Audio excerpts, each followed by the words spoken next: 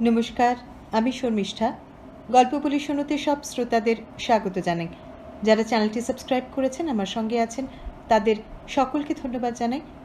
আজ পাঠ করব সৈয়দ মুস্তাফা সিরাজের গল্প স্বামী ও প্রেমিক। রাতভর মাথা খারাপ করে দেওয়া বৃষ্টির পর সকালে রাস্তায় এক কোমর জল, আর তার মধ্যে একটা লোক এসে সুকোমলের ফ্ল্যাটের দরজায় ঘণ্টা বাজালো। সুকোমল দরজা খুলে বলল, কাকে চাই? লোকটা বলল, আপনি কি সুকোমল বসু রায়? লোকটার চেহারায় রুক্ষতা, রোগা ঠ্যাঙা গরণ, লম্বা নাক, পাতলা ঠোঁট, বড় বড় কানে লোম আছে, খোঁচা খোঁচা গোঁফ দাড়ি, পরনে যেমন তেমন প্যান্ট শার্ট। চওড়া কপালের ওপর অগোছালো চুল সরিয়ে সে সুকোমলকে কুতকুতে চোখ দিয়ে দেখছিল। সুকোমল বলল, হ্যাঁ, আমি সুকোমল বসু রায়। আপনি কোত্থেকে আসছেন? তাহলে আপনি সুকোমল বসু রায়? লোকটা যেন নিজেকে শোনাতেই কথাটা আস্তে উচ্চারণ করল। তারপর সেই রকম কুতকুতে চাউনিতে তাকিয়ে ছোট্ট একটা শ্বাস ছেড়ে বলল, আপনার সঙ্গে গোটা কতক জরুরি কথা আছে। সুকোমল বলল, বেশ তো, আপনি কোত্থেকে আসছেন? আপনার নামটা? আমি জ্ঞানেশ মিত্র। আচ্ছা আচ্ছা, বলুন জ্ঞানেশবাবু। সুকোমল একটু হাসল। লোকটার মধ্যে কি একটা অস্বাভাবিকতা আছে সে ঠিক ধরতে পারছিল না, অথচ ঝটপট কোনো আগন্তুকের মুখের ওপর দরজা বন্ধ করে দেওয়ার মতো অভদ্র মানুষও সে নয়। লোকটার ঠোঁটের কোণায় সূক্ষ্ম হাসি ফুটে উঠেই মিলিয়ে গেছে। সে আবার ছোট্ট একটা শ্বাস ছেড়ে বলল, যাক, চিনেছেন তাহলে, চলুন ভেতরে গিয়ে বসা যাক। সে সুকোমলকে একরকম ঠেলেই ঘরে ঢুকে পড়ল। সুকোমল বিরক্ত, কিন্তু সে একটা কোম্পানির জনসংযোগ অফিসার, সে জানে কিছু লোকের স্বভাব এইরকমই হয়। লোকটা ঘরে ঢুকে প্রথমে চারপাশটা খুঁটিয়ে দেখে নিয়ে বলল, আপনি একা থাকেন দেখছি। সেটাই আপনার সুবিধা। সুকোমল তার স্বভাব সুলভ এবং অভ্যস্ত ধৈর্যের সীমানা থেকে হাসবার চেষ্টা করে বলল, কিন্তু আমি আপনাকে চিনি না জ্ঞানেশবাবু, এই প্রথম আপনার নাম শুনলাম। যাই হোক, আপনি বসুন, বলুন না কি আপনার জরুরি কথা। লোকটা রুক্ষ স্বরে বলল, চেনেন না? না। সুকোমল হাসি মুখে মাথাটা একটু দোলালো। লোকটা সোফার এক পাশে বসে পড়ল এবং হেলান দিয়ে চোখ বুজে আস্তে আস্তে বলল, আমি মহুয়ার স্বামী। মহুয়া? বলুক তাকেও চিনি না। সুকোমল নিষ্পলক চোখে তাকিয়েছিল। জ্ঞানেশ মিত্র নামে লোকটা চোখ বুজে অদ্ভুত ভঙ্গিতে কপালে একটা হাত ঘষছে। সুকোমল নিজেকে সংযত রেখে বলল, আমি ঠিক বুঝতে পারছি না আপনি কি বলতে চাইছেন। মহুয়া গত রাত্রে আত্মহত্যা করেছে। ও। জ্ঞানেশ মিত্র চোখ খুলল। শুধু? ভেবেছিলাম আপনি। সুকোমল শক্ত মুখে বলল, আপনি কি আমাকে ব্ল্যাকমেল করতে এসেছেন? করার মতো যথেষ্ট ডকুমেন্ট আমার হাতে আছে। জ্ঞানেশ মিত্র নির্বিকার ভঙ্গিতে বলল, তা যাই হোক, আপনার বয়স কত সুকোমল বাবু? কেন? আমি 42। মহুয়া আমার 10 বছরের ছোট ছিল। আমার ধারণা আপনি 35-33। জ্ঞানেশ মিত্র একটা পা লম্বা করে প্যান্টের পকেট থেকে তোবড়ানো সিগারেটের প্যাকেট বের করল। সিগারেট জেলে সে হাত বাড়িয়ে অ্যাশট্রেটা নিল। সোফায় নিজের পাশে রেখে বলল, মেয়েরা যদি কাউকে ভালোবেসে ফেলে, শিগগির বয়স ডিঙিয়ে তার কাছে পৌঁছে যেতে পারে। 5 বছর আগে মফস্বলের একটা স্কুলে মাস্টারি করতে গিয়ে মহুয়ার সঙ্গে আমার পরিচয় হয়েছিল। বিয়েটা তার ঠিক মাসখানিকের মধ্যেই। আসলে মহুয়ার ওই একটা স্বভাব ছিল, হঠকারিতার। ঝোঁকের মাথায় কোনো কাজ, তা সে যে কাজই হোক, করে বসত। একটুও ভাবনা চিন্তা করতো না। আমার খালি ভয় হতো ওর এই স্বভাবটাই ওর সর্বনাশ করবে। করেও ছিল, করলো। সুকোমল টের পাচ্ছিল তার শরীরের ওজন বেড়ে গেছে। বারবার তার মাথার ভেতর একটা ঠান্ডা হিম ঢিল গড়িয়ে পড়ছিল। সে একটু নড়ে উঠল এবার। বলল, কিন্তু আপনি এসব কথা আমাকে শোনাতে এসছেন কেন? আপনার জানা দরকার বলে? আমি তা মনে করি না। আমি মনে করি। কি আশ্চর্য!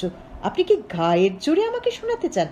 আপনি আসুন জ্ঞানেশবাবু, আমার হাতে অনেক কাজ। আপনার লাইফ হিস্ট্রি শোনার সময় আমার নেই। সুকোমল উঠে দাঁড়ালো, কিন্তু জ্ঞানেশ মিত্র নির্বিকার মুখে বসে রইল।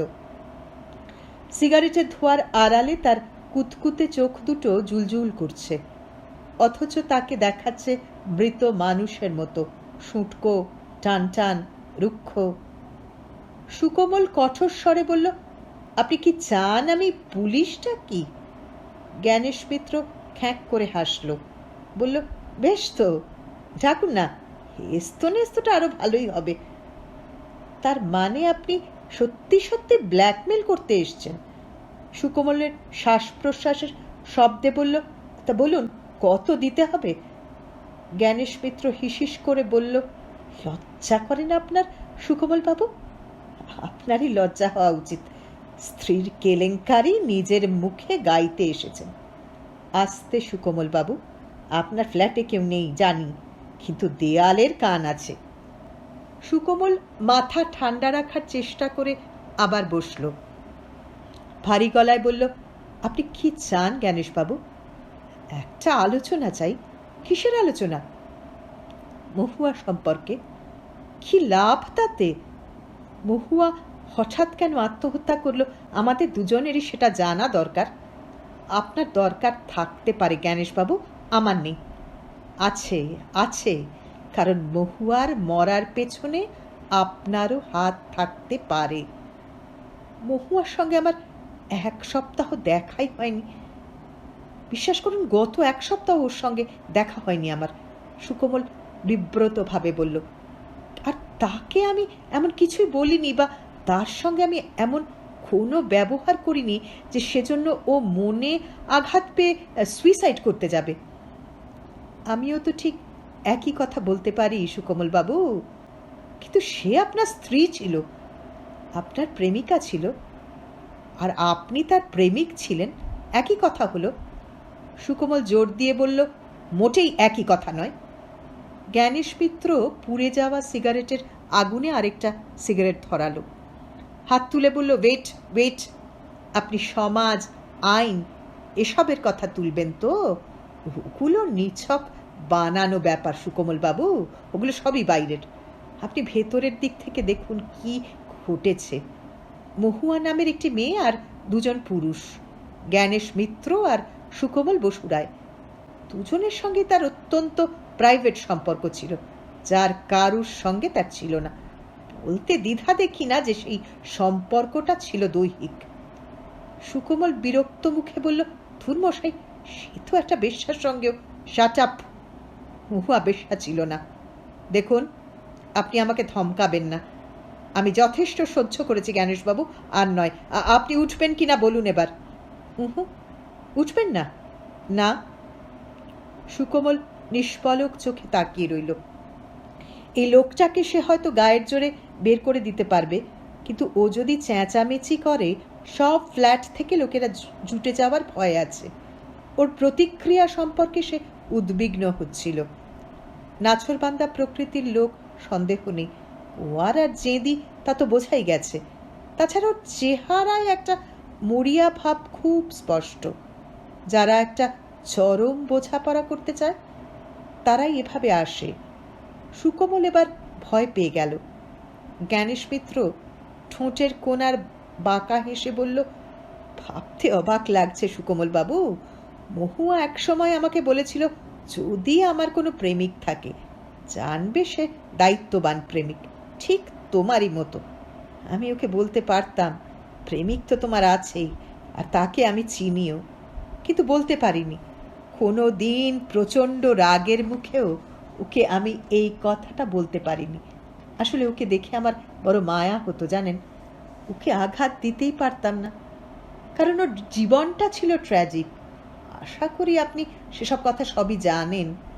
আমারই মতো প্রাণপণ লড়াই করে ও সদ্য মাথা তুলতে পেরেছিল। বাবা মা, আত্মীয় স্বজনহীন একটা একলা মেয়ে। তা যাই হোক, আপনি যে মোটেও দায়িত্ববান প্রেমিক নন সেটা দেখতে পাচ্ছি। মহুয়া আপনাকে চিনতে পারেনি।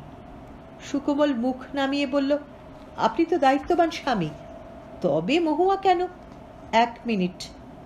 মহুয়া সে কথা স্বীকার করতো, আপনি জানেন কি? জানি, সুকোমল গলার ভেতরে বলল। বলেছিল আপনাকে? হ্যাঁ বলেছিল। জোরে শ্বাস ছেড়ে জ্ঞানেশ মিত্র হিট হয়ে অ্যাশট্রেতে সিগারেট গুজে বলল, কি বলেছিলেন মহুয়া, একবার বলুন তো। কিন্তু মহুয়া সুইসাইড করলো কেন, আপনি সে কথা আগে বলুন। এটাই তো আমার জানার ইচ্ছে সুকোমল বাবু, আমি কিচ্ছু জানি না। জ্ঞানেশ মিত্র আবার সোফায় পিঠ চেপে মুখ উঁচু করে বসল। বলল, ও মাসে আপনারা দুজন গোপালপুরন্সি গিয়েছিলেন, ছিলেন স্টিফেন্স লজে। সাহেবের বাতিক, সে ব্যাচেলর অ্যালাউ করে না। সুইটের ভেতর বাইবেল রাখে 1 কপি করে, ড্রিঙ্ক করাও বারণ। তবে বাড়িটা অপূর্ব, সামনে সমুদ্র, বাঁ দিকে ব্যাকওয়াটার, অসম্ভব নির্জন সি বিচ, জলের ভেতর বড় বড় কালো পাথর। মহুয়া জেদ করছিল পাথরে গিয়ে বসবে, আপনি তাকে টানাটানি করছিলেন। নির্জন বিচে সিনেমার দৃশ্য। সুকোমল তাকালো, বলল, তাহলে আপনি সত্যি ফলো করে গিয়েছিলেন? আমি দায়িত্ববান স্বামী, আমার স্ত্রী কোথায় কি বিপদে পড়ছে না পড়ছে সেটা লক্ষ্য রাখাই আমার কর্তব্য। মহুয়া তাহলে ঠিকই সন্দেহ করেছিল। তা করেছিল বুঝি? লাইট হাউসের ওদিকে ওই বালিয়াড়িতে তাহলে আপনাকে ঠিকই দেখেছিল। জ্ঞানেশ মিত্র কাঁধের ব্যাগ থেকে একটা ছোট্ট বাইনোকুলার বের করল। দায়িত্ববোধের খাতিরেই আমাকে জিনিসটা ফুটপাত থেকে 200 টাকায় কিনতে হয়েছিল। আপনি এটা অর্ধেক দামে রাখতে পারেন। চিরদিন তো আর ব্যাচেলার থাকবেন না, থাকছেনও না। কবে যেন আপনার বিয়ে? আপনি কিন্তু বড্ড বেশি অপমান করছেন আমাকে জ্ঞানেশবাবু। সবাই আপনার মতো বউকে ফলো করে বেড়ায় না। ফলো করে বেড়ায় না তার কারণ সবাই আমার মতো দায়িত্ববান স্বামী নয়। মহুয়া বলতো আপনি নাকি ভীষণ উদার, তাকে যথেষ্ট স্বাধীনতা দেন। মহুয়া আসলে আপনাকে চিনতে পারেনি। মহুয়া বলতো বুঝি, এসব কথা বলতো? সুকোমল চুপ করে থাকলো। তার নার্ভে চাপ পড়ছিল, তার কপালে বিন্দু বিন্দু ঘাম জমছে। তার দিকে একটু তাকিয়ে থাকার পর জ্ঞানেশ মিত্র সেটা লক্ষ্য করল। সে মুখ তুলে দেখল ফ্যানটা ঘুরছে না। রাতভর বৃষ্টির পর আবহাওয়া মোটামুটি স্নিগ্ধ, এখনো মেঘ সরে যায়নি। নিচের রাস্তায় জল ভেঙে চলাচলের শব্দ ভেসে আসছে। সে দেয়ালের দিকে ঘুরে ফ্যানের সুইচ খুঁজল, তারপর রেগুলেটর ফুল করে দিয়ে সুইচটা টিপে দিল। বলল, আপনি নার্ভাস হয়ে পড়ছেন, তবু উপায় নেই, সিচুয়েশন ফেস তো করতেই হবে। তার আগে প্লিজ 1 গ্লাস ঠান্ডা জল দিন দেখি আমাকে। সুকোমল আড়ষ্টভাবে উঠল। এটা ড্রয়িং কাম ডাইনিং ঘর। ফ্রিজ খুলে জলের বোতল বের করলো, কাচের গ্লাসে ভর্তি করে এনে নিচু টেবিলে রাখল। জ্ঞানেশ মিত্র জলটা এক টানে খেলো না, চুমুকে চুমুকে খাচ্ছিল। খানিকটা খেয়ে গ্লাসটা ধরে রেখে একটু হাসলো। বলল, আপনার ফ্রিজ টিজ আছে, ফ্ল্যাটটাও অপূর্ব সাজানো, কত সুন্দর সব বই। ফ্ল্যাটটা নিশ্চয় কিনেছেন আপনি? সুকোমল অস্পষ্টভাবে হুঁ বলল। আমি সামান্য স্কুল টিচার, তাহলেও মহুয়ার টাকাটা যোগ করলে মোটামুটি ভদ্র একটা ফ্ল্যাটে হয়তো থাকা যেত। ফ্রিজ টিজ না হয় নাই কেনা হোক, কিন্তু ওর যা খরচের বহর ছিল না, নিজে তেমন সেজে গুজে থাকতো না, সে তো দেখেছেন। কিসে এলোমেলো উড়িয়ে দিত যেন। 2 সপ্তাহ পরেই বলতো, তোমার কাছে টাকা আছে। আসলে ওর মধ্যে একটা উড়নচণ্ডীর স্বভাব। নিজের যা কিছু দায়িত্বহীনভাবে বিলিয়ে দিতে ও একটুও ভাবেনি। আপনার কি মনে হয় না জীবনের ওপর, পৃথিবীর ওপর ওর প্রচণ্ড ঘৃণা? আর এই অবচেতন ঘৃণা আর দুঃখ থাকলে তবেই মানুষ এমন করতে পারে। বলুন না, তাই কি না? আমি জানি না এসব। ঠান্ডা জলে চুমুক দিয়ে জ্ঞানেশ মিত্র গলা নামিয়ে বলল, নিজেকে নিয়েও ছিনিমিনি খেলতে শুরু করেছিল বিয়ের জাস্ট মাস 6 পর থেকে। হঠাৎ একটা পরিবর্তন।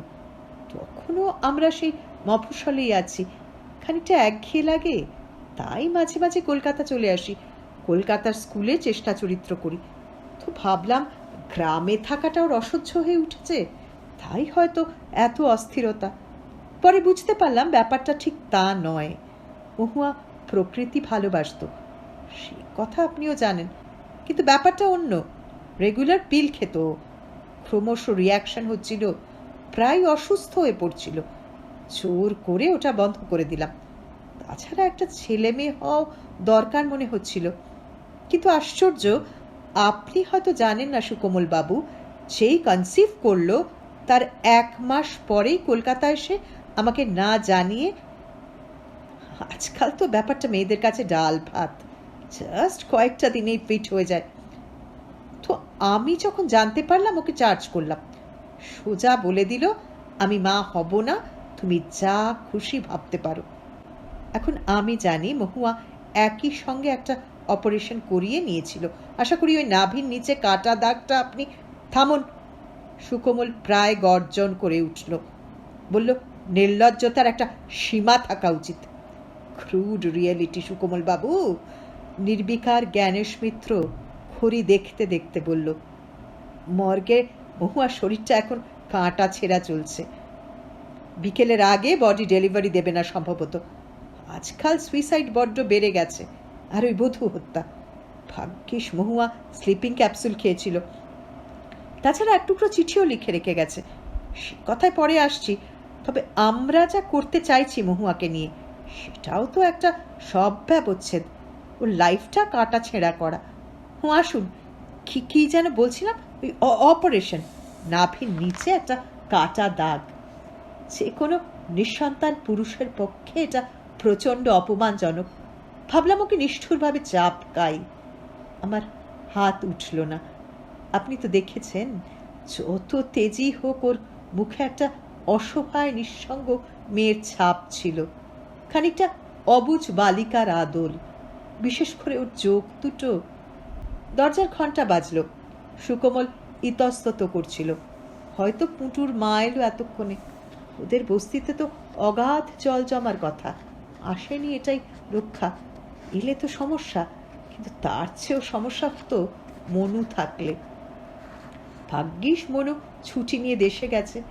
জ্ঞানেশ মিত্র বলল, যান দেখুন কে এলো। সুকোমল আড়ষ্টভাবে উঠে গিয়ে দরজা খুলে দেখল সত্যি পুটুর মা। বুড়ি বলল, সমুদ্র সব ভেসে গেছে, কি কষ্ট করে যে। সুকোমল বলল, কষ্ট করার কি দরকার ছিল, যাও বাড়ি যাও তুমি। বুড়ি খোঁচে গেল, ঠোঁট মাকা করে বলল, খামোকা বকছেন কেন বাবু, কি চলেছে অবস্থাটা ভাবুন দেখি একবার। 1 কোমর জল ভেঙে ভেঙে এলাম, আর বলছেন বাড়ি যাও। বেশ যাচ্ছি, 1 দোর বন্ধ তো 100 দোর খোলা, যাচ্ছি আমি। হ্যাঁ যাও যাও। বুড়ি গজগজ করতে করতে চলে গেল। সুকোমল দরজা বন্ধ করে এসে বলল, আপনি আর কতক্ষণ থাকবেন ভাবছেন? যতক্ষণ না একটা হেস্তনেস্ত হয়। সুকোমল খাপ্পা হয়ে বলল, কি হেস্তনেস্ত? আপনার স্ত্রী সুইসাইড করেছে, সেজন্য আমার কি করার আছে? আপনি চলে যান, অকারণ এসব নোংরা ব্যাপারে আমাকে জড়াবেন না। আপনাকে আমি সাবধান করে দিচ্ছি, আমার পক্ষে আর ভদ্রতা রাখা সম্ভব হবে না। গ্রাহ্যই করল না জ্ঞানেশ মিত্র। তেমন হেলান দিয়ে চোখ বুজে থেকে বলল, 3 বছর আগে আপনিও ছিলেন আমারই মতো একজন স্কুল টিচার, বহরমপুরে বিটি পড়তে গিয়েছিলেন। মহুয়া তখন রিফ্রেশার কোর্স করতে গেছে। আপনার সঙ্গে আলাপ হলো, আপনার প্রেমে পড়ে গেল। এমনিতেই পুরুষ চরিত্র পরকীয়া প্রেমের অনুরাগী, আর মহুয়া পরস্ত্রী হিসেবে ছিল অসাধারণ। আমি একদিন ওর সঙ্গে দেখা করতে গিয়ে গেট থেকে লক্ষ্য করলাম আপনারা দুজনে লনের ওপাশে বসে গল্প করছেন। তখন এই বাইনোকুলারটা ছিল না, কিন্তু চোখ তো ছিল। বুঝতে পারছিলাম দুজনের ওই কথা বলার ভঙ্গি, বসার ভঙ্গি, সব কিছুর মধ্যেই একটা গাঢ় আন্তরিকতা আছে। সেই তো শুরু, তাই না সুকোমল বাবু? আপনি যদি এত সব আগাগোড়া জানেন, এতদিন আপনার স্ত্রীকে বাধা দেননি কেন? দেবার কথা কি ভাবিনি? কোনো রক্ত মাংসের মানুষ এসব সহ্য করতে পারে? কিন্তু আমার ভয় হতো ওকে তাহলে হারাবো। আপনি একে ক্লিবতা ভাবতে পারেন, কিন্তু ঠিক তা নয় জানেন। এটা একটা স্যাক্রিফাইস, এটা একটা নিজের স্বাভাবিক মনোবৃত্তির সঙ্গে প্রাণপণ লড়াই। জানি না আপনাকে বোঝাতে পারলাম কি না। আসলে আমি চাইছিলাম ও যা কিছু করুক আমার হয়ে থাক, আমার ধরা ছোঁয়ার মধ্যে অন্তত থাক। বুঝেছি বুঝেছি, আপনি স্ত্রীকে আসলে সম্পত্তি ভেবেছিলেন। সুকোমল ব্যঙ্গ করে বলল, না এটা নয়, এ ঠিক পজেশনের মনোভাব নয় সুকোমল বাবু। মায়া, মমতা, করুণা, দায়িত্ববোধ অনেক কিছুই এর মধ্যে ছিল। ওর সর্বনাশ ঘটুক এ আমি চাইনি, ওর নিজের দিক থেকে বা অন্যের দিক থেকে। আর এই দোটানার মধ্যে পড়ে আমি খানিকটা অসহায় বোধ করেছি বই কি। না পারি গিলতে, না পারি ফেলতে। সুকোমল বাঁকা হাসল, বলল, তাহলে আর নিজেকে দায়িত্ববান স্বামী বলে বড়াই করছেন কেন? দায়িত্ববান স্বামীরা কি স্ত্রীকে প্রেম করতে দিতে পারে? পারে, যদি দেখে তার স্ত্রী সেই প্রেমিকটিও দায়িত্ববান। আমি আপনাকে তাই ভেবেছিলাম, অথচ আপনি তা নন। আপনি ওকে ঠকিয়েছেন তাই নয়, ওকে বাঁচিয়ে রাখতেও পারেননি। ওকে অতল খাদের দিকে ঠেলে দিয়েছেন আপনি। কিভাবে? প্রথম কথা, আপনি ওকে, মানে উইদিন কোটেশন বলছি, সম্মানজনক চাকরির লোভ দেখিয়েছিলেন। সেটা কোনো অন্যায় নয়, তবে চেষ্টা করব বলেছিলাম আমি, এই পর্যন্তই। কিন্তু মহুয়া আপনাকে এত বিশ্বাস করত যে তারপর সে তার স্কুলের দায়িত্বে ভীষণ অবহেলা করতে শুরু করলো। যখন তখন কামাই, ক্লাসে ফাঁকি, পরীক্ষার খাতায় খামখেয়ালি করে নম্বর দেওয়া, কলিগদের সঙ্গে ঝগড়া, কত আর বলবো। শেষ পর্যন্ত একদিন ঝুঁকের মুখে রিজাইন দিয়ে এসে বলল, চাকরিটা ছেড়ে দিয়ে এলাম।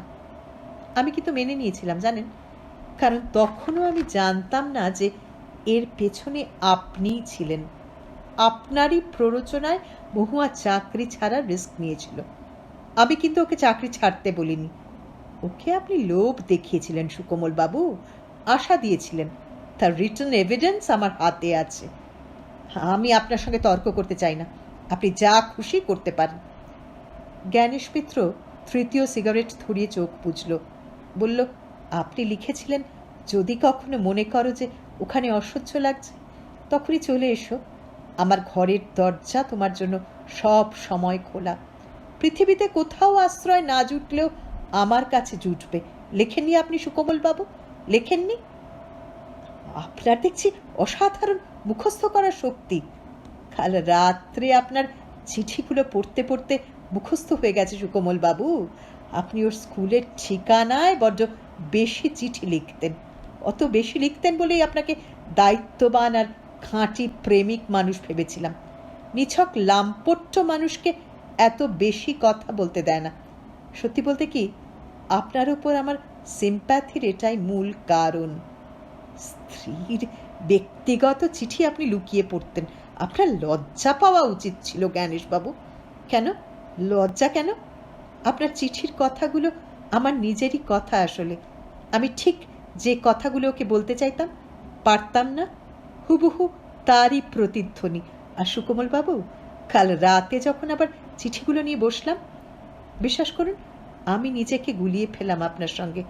আমি না আপনি, আপনি না আমি। আর তখন বিছানার ওপর মহুয়া মরে পড়ে আছে। ছমছম করে বৃষ্টি ঝরছে। রাস্তায় জল জমতে জমতে সেই জল এসে ঢুকেছে ঘরের মেঝে। জলে পা ডুবিয়ে বসে আপনার চিঠি পড়ছি। করবোটা কি? কাকে ডাকবো ওই দুর্যোগের মধ্যে? কাকে কান্নাকাটি করে বলবো আমার স্ত্রী সুইসাইড করেছে? আপনি অদ্ভুত। মহুয়া কিন্তু তাই বলতো মাঝে মাঝে, জানেন সুকোমল বাবু। এই তো কিছুদিন আগেও আমার পাশে শুয়ে থাকতে থাকতে হঠাৎ আমার বুকের ওপর মাথা তুলে বলল, তুমি এমন কেন গো? বললাম, কেমন আমি? ও কি বলল জানেন সুকোমল বাবু? বলল, কেন তুমি আমাকে শাসন করো না? কেন তুমি আমাকে আটকে রাখো না? আমার যদি কিছু ঘটে যায়? বললাম, কি ঘটবে আর? কিছু ঘটবার সুযোগ তো আর রাখোনি। ও একটু সরে গেল। স্বভাবত আমি ওর সেই অপারেশনটার দিকে ইঙ্গিত করেছিলাম, কিন্তু এখন বুঝতে পারি ও মৃত্যু ব্যাপারটাকে ঘটনা বলতে চাইছিল। কিছুক্ষণ পরে বলল, তুমি চিরদিন বড় অদ্ভুত মানুষ। হ্যাঁ সুকোমল বাবু, আমি হয়তো তাই। আর কতক্ষণ প্রলাপ বকবেন বলুন তো আপনি? জ্ঞানেশ মিত্র চোখ খুলল, বলল, প্রলাপ? এ তো আমার আপনার দুজনেরই জীবন মরণের প্রশ্ন। আপনার হতে পারে, আমার নয়। সুকোমল বাবু, জ্ঞানেশ মিত্র একটু ঝুঁকে অ্যাশট্রেতে সিগারেটের ছাই ছেড়ে একটু হাসল। তারপর বলল, মহুয়ার সঙ্গে আমরা দুজনে একইভাবে জড়িয়ে গেছি, ধর্মত এবং আইনত। সুকোমল ভুরু কুঁচকে বলল, তার মানে আপনি কি বলতে চাইছেন? মহুয়া গতকাল কোনো এক সময়, তার মানে বৃষ্টির আগেই ঠিক করেছিল মরবে। চিঠিটা লিখে বালিশের তলায় রেখেছিল। আমার স্কুল সে বেহালায়। ভেবে দেখুন কাল কি অবস্থা। সন্ধ্যা থেকে 7টা অবধি অপেক্ষা করে তখন মরিয়া হয়ে হাঁটতে শুরু করলাম। কখনো বাস, কখনো রিক্সা, এই করে তিলজলা পৌঁছতে রাত 9:30। রাস্তায় জল জমেছিল, কিন্তু তখনও ঘরে জল ঢুকেনি। দরজা ভেজানো ছিল। ঢুকে দেখি মহুয়া কাত হয়ে শুয়ে আছে। দরজা খুলে রেখে ঘুমিয়ে পড়েছে বলে একটা বকাবকি করে ওকে ওঠানোর চেষ্টা করলাম, সাড়া দিল না। তখনও জানি না ও। যাই হোক, ওকে বিরক্ত না করে জামা কাপড় বদলে আমি কিচেনে গেলাম। দেখলাম খাবার রেডি করা আছে। খেয়ে আলো নিবিয়ে ঘরের কোনায় টেবিল বাতিটা জেলে জানালার ধারে বসে বসে সিগারেট টানছি আর বৃষ্টি দেখছি। আকাশ ভাঙা বৃষ্টি। উদ্বিগ্নও হচ্ছি, এবার তো ঘরে জল ঢুকবে। সিগারেট শেষ করে দরজার তলায় ওর একটা ছেঁড়া শাড়ি গুঁজে, জড়িয়ে যাওয়ার ব্যাপারটা কেন বললেন বলুন না? জ্ঞানেশ মিত্র গলার ভেতর থেকে বলল, বলছি। কাল বৃষ্টিটা কিন্তু মাথা খারাপ করে দেওয়া বৃষ্টি ছিল। হঠাৎ টেবিল ল্যাম্পের আলোয় মহুয়ার শরীরের দিকে তাকিয়ে আমার মাথা খারাপ হয়ে গেল। এতদিন ওর শরীরের সেই আশ্চর্য স্বাদ আর পাচ্ছি না। ও আমাকে বঞ্চিত রাখছে। আমি জানোয়ার হয়ে গেলাম সুকোমল বাবু। জ্ঞানেশ মিত্রর গলা ভেঙে গেছে দেখে সুকোমল তাকালো। চোখের কোনায় জলের ফোঁটা। তাকিয়ে মুখ নামালো সুকোমল। জ্ঞানেশ মিত্র গলা ঝেড়ে নিয়ে বলল, আমি ওকে জোর দেখাতে গিয়ে থমকে গেলাম। ওর শরীর অস্বাভাবিক ঠান্ডা, হিম, শ্বাস প্রশ্বাস বন্ধ। কিছুক্ষণ চুপচাপ সিগারেট টানার পর চেহারায় আবার আগের মতো রুক্ষতা ফিরিয়ে এনে জ্ঞানেশ মিত্র বলল, মহুয়ার সুইসাইডাল নোটে কিন্তু আমাদের দুজনকেই দায়ী করে গেছে সুকোমল বাবু, আমাকে এবং আপনাকে। সুকোমল চমকে উঠেছিল, বলল, আশ্চর্য, আমি কি করেছি? আপনি করেছেন প্রতারণা আর আমি করেছি মানসিক পীড়ন। মহুয়া তাই লিখেছে? হ্যাঁ লিখেছে। জ্ঞানেশ মিত্র নোংরা রুমাল বের করে ফুঁসফুঁস করে নাক মুছল। সুকোমল আস্তে আস্তে বলল, লিখলেই তো আর হলো না, প্রমাণ কোথায়? প্রমাণ আপনার একগাদা চিঠি। সুকোমলের মুখ সাদা হয়ে গেল। বলল, বডি তো মর্গে বললেন। হ্যাঁ, তবে আত্মহত্যার চিঠিটা আমি পুলিশকে এখনো দিইনি। দিলে প্রচলিত আইনে আমরা এতক্ষণে দুজনেই অ্যারেস্ট হয়ে যেতাম। সুকোমল ভারী নিঃশ্বাস ফেলে বলল, কি করতে চান তাহলে? আপনি বলুন না সুকোমল বাবু, কি করা উচিত এখন? বেশ, পুলিশকে দিন। আপনার চিঠিগুলোও দেব তাহলে? সুকোমল তাকালো, তার হাত কাঁপছিল। বলল, তাহলে তো আপনি সেই ব্ল্যাকমেল করতেই এসেছেন। না, আমি জানতে এসেছি কেন মহুয়া হঠাৎ আত্মহত্যা করে ফেলল। সুকোমল বাবু, আত্মহত্যার চিঠিতে আত্মহত্যার মূল কারণ তো লেখা থাকে না। সুকোমল ক্ষুব্ধভাবে বলল, আমি কেমন করে জানবো সে কথা? আগের রবিবার বিকেলে মহুয়া সেই শেষবার এসেছিল, কিছুক্ষণ গল্প টল্প করে চলে গেল। এমন কোনো কথা আমি বলিনি যাতে মনে হবে সে সুইসাইড করবে। হ্যাঁ, ফ্র্যাঙ্কলি বলছি, শুনুন, আমি ওকে বললাম কি ডিসিশন নিলে? বলল, নাথিং, বেশ তো আছি, এমনই ফ্রেন্ডলি টার্মে থাকবো। আমি ওকে বললাম, এটা কিন্তু ডেঞ্জারাস গেম থেকে যাচ্ছে মহুয়া, তোমার স্বামী কতদিন চুপ করে থাকবেন বলা কঠিন। আপনি তাই বললেন? হ্যাঁ, তখন মহুয়া বলল ও আমাকে ভীষণ ভালোবাসে। মহুয়া তাই বলল? আবার ফোঁস ফোঁস রুমালে নাক মুছল জ্ঞানেশ মিত্র। হ্যাঁ, গত বছর এমনি জুলাই মাসে আমরা দীঘা গিয়েছিলাম। ঝাউবনে একটা অদ্ভুত কথা বলেছিল। বন্ধুদের সঙ্গে বেড়াতে যাচ্ছি বলে ও যে আপনার সঙ্গে যেত, সে কথা আমি জানতাম সুকোমল বাবু। শুধু জানতেন না, বলুন ফলো করতেন। আপনি প্লিজ দীঘার কথাটা বলুন। মহুয়া ওই ঝাউবনে হাঁটতে হাঁটতে হঠাৎ বলল, জানো, আমার স্বামীর সঙ্গে আমার বাবার স্বভাব চরিত্রের আশ্চর্য মিল। আমি বুঝতে পারতাম আপনার ওপর ওর খুব শ্রদ্ধাও ছিল। জ্ঞানেশ মিত্র শ্বাস প্রশ্বাসের সঙ্গে বলল, ছিল, তা ছিল, কিন্তু আমার ধারণা গত মাসে গোপালপুরন সিতে আপনাকে দেখতে পাওয়ার পর থেকে আপনার সম্পর্কে ওর শ্রদ্ধা নষ্ট হয়ে গিয়েছিল। আপনাকে না দেখতে পেলে স্টিফেন্স লজে আমরা আরো দিন তিনেক থাকতাম। বোকা মেয়ে, জেদি আর বেপরোয়া। আমার খালি ভয় হতো সুকোমল বাবু, কার পাল্লায় পড়ে প্রাণ টানা খুইয়ে বসে। জ্ঞানেশ মিত্র ভাঙা গলায় বলল, ওইভাবে বেড়াতে গিয়ে কত মেয়ে মার্ডার হয় কিনা বলুন। না না, আপনি কেন মার্ডার করবেন? কিন্তু আজকাল সবখানেই দুর্বৃত্ত মস্তান লোকেরা ঘুরছে। আমি কেমন করে নিশ্চিন্ত থাকি বলুন তো? আমার মন মানত না সুকোমল বাবু। সুকোমল ঘড়ি দেখে বলল, 9:30 বাজে, আমার অফিসের সময় হয়ে গেছে। তাহলে আপনি জানেন না কেন মহুয়া সুইসাইড করলো? বিশ্বাস করুন, আমি জানি না। কিন্তু জ্ঞানেশ মিত্র হঠাৎ সোজা হয়ে বসল। কিন্তু খবরটা যখন আপনাকে দিলাম, আপনি তো একটু চমকে উঠলেন না, আঘাত পেলেন না, শুধু বললেন ও। অথচ আপনি মহুয়ার প্রেমিক ছিলেন। তার সুন্দর শরীরটাকে আপনি যথেচ্ছ, আমি বলতে চাইছি, আদর করেছেন। আপনি কি লেখেননি, তোমার নগ্ন সুন্দর দেহের সবখানে আমার চুম্বনের দাগ ফুটে আছে, খুঁজে দেখো। আপনার চিঠি বড় কবিত্বপূর্ণ সুকোমল বাবু। আপনি তো লিখেছিলেন, তোমার শ্বাস প্রশ্বাসের গন্ধ আমাকে হঠাৎ বিপন্ন করে। সেই শ্বাস প্রশ্বাস চিরদিনের জন্য থেমে গেছে মহুয়ার। তবু আপনি এতটুকু বিচলিত নন সুকোমল বাবু। আমি বুঝতে পেরেছি মহুয়া কেন আত্মহত্যা করেছে। সুকোমল বলতে চাচ্ছিল কেন, কিন্তু হঠাৎ উঠে দাঁড়িয়ে জ্ঞানেশ মিত্র কাঁধের ব্যাগ থেকে একগাদা নীল কাগজ বের করে হিংস্র ভঙ্গিতে ছেঁড়তে ছেঁড়তে সুকোমলের ওপর ছুটতে থাকলো। সুকোমল মুখ নামিয়ে মুহুর্মুহু ওই আঘাত অথবা প্রত্যাঘাত, দলা পাকানো ছেঁড়া চিঠি অথবা রুক্ষ শুকনো ঘৃণার পুঞ্জ সহ্য করল। একটু পরে লোকটা বেরিয়ে গেলে সে উঠে দরজা বন্ধ করল। তারপর ফিরে এলো সোফার কাছে। অবাক হয়ে তাকিয়ে রইল সে। এত চিঠি লিখেছিল মহুয়াকে। এ কি অদ্ভুত ছেলে মানুষই তার। সত্যি কি মহুয়া এত বেশি চিঠি পাওয়ার যোগ্য ছিল? চিঠিগুলোর দিকে তাকাতে তার খারাপ লাগলো। তাকালেই যেন পড়া হয়ে যাবে। কেন এত সব উচ্ছ্বাস কলমের জগা দিয়ে বমি করার মতো বেরিয়ে পড়তো, এ মুহূর্তে সে বুঝতে পারছে না। ছেঁড়া দলা পাকানো কাগজ হিসেবে ছটপট কুড়িয়ে সে কিচেনে চলে গেল, কিন্তু কিভাবে নষ্ট করবে ভেবে পেল না। শেষে বেসিনে রেখে ট্যাপ খুলে দিল।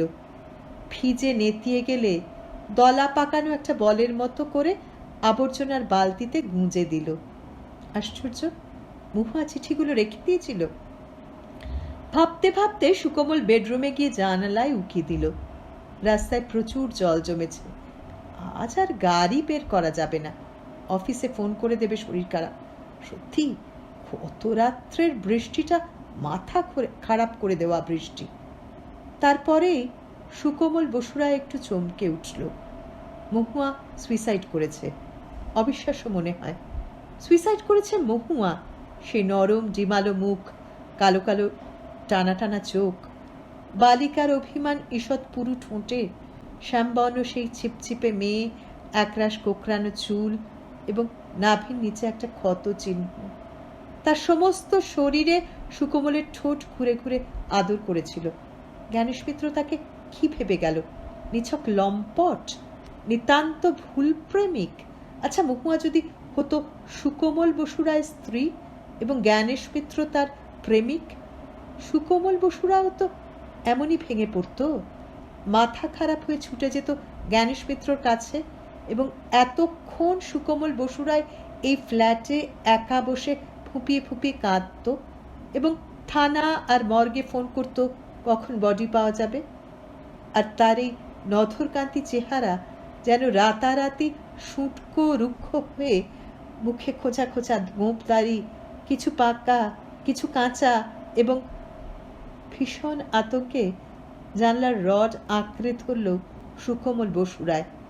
আবার আকাশ কালো করে বৃষ্টি আসছে। মাথা খারাপ করে দেওয়া এই বৃষ্টি আবার কার কি সর্বনাশ নিয়ে আসছে। হয়তো আসছে আবার কারো সর্বনাশ নিয়ে। শুনছিলেন সৈয়দ মুস্তাফা সিরাজের গল্প স্বামী এবং প্রেমিক। খুব তাড়াতাড়ি ফিরব নতুন গল্প নিয়ে। সঙ্গে থাকুন। নমস্কার।